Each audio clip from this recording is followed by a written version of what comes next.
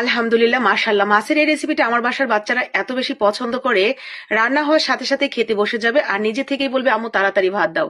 অনেক মজার এই মাছের রেসিপিটা আপনিও বাসায় ট্রাই করে দেখতে পারেন। আশা করি আপনার বাসার প্রত্যেকে ঠিক এমনটাই বলবে। তো প্রথমে এখানে মাছ নিয়ে নেবেন। আমি আজকে রুই মাছের পেটি দিয়ে করছি। আপনারা যে কোনো মাছের পিস দিয়েই করতে পারেন, গাদা অথবা পেটি। তো ভালো করে ধুয়ে লবণ, হলুদের গুঁড়া, মরিচের গুঁড়া, ধনিয়ার গুঁড়া আর একটু রান্নার তেল দিয়ে মেখে এক সাইডে রেখে দিলাম। আমার হাতের এক মুঠো পরিমাণ পেঁয়াজ এবং স্বাদ অনুযায়ী শুকনো মরিচ ভেজে তুলে নিয়েছি। ওটা বেটে নেব পাটায়। এরই মধ্যে আমরা মাছটাও ম্যারিনেশন করে সুন্দর করে ভেজে নেব, তবে অতিরিক্ত যাতে ভাজা না হয়ে যায় ঠিক ওরকম করেই ভাজতে হবে।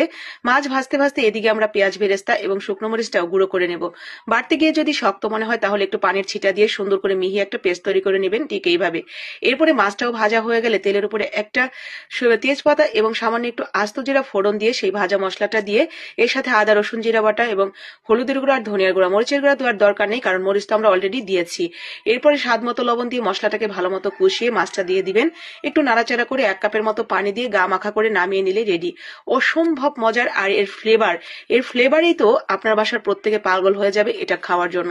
অসম্ভব ভালো একটা ফ্লেভার হয় আর মাশাআল্লাহ এটা খেতে এত বেশি মজার, আপনি বাসায় একদিন রান্না করলেই বুঝতে পারবেন যে আসলেই কেন আপুটা এতটা জোর দিয়ে বলেছিল যে আপনারা রান্না করেন। আমার বাসার প্রত্যেকে ভীষণ ভীষণ পছন্দ করে। চুলা থেকে নামানোর সাথে সাথেই প্রত্যেকেই বলবে আম্মু তাড়াতাড়ি ভাত দাও। এটা দেখেই ক্ষুধা লেগে গেছে, আর এর ফ্লেভারে মন মাতানো ফ্লেভার। তো ভালো লাগলে একদিন বানিয়ে নেবেন আর লাইক কমেন্ট শেয়ার করে দিবেন যাতে আপনার মতো বাকিরাও দেখে বানিয়ে নিতে পারে অসম্ভব মজার এই মাছের রেসিপিটা।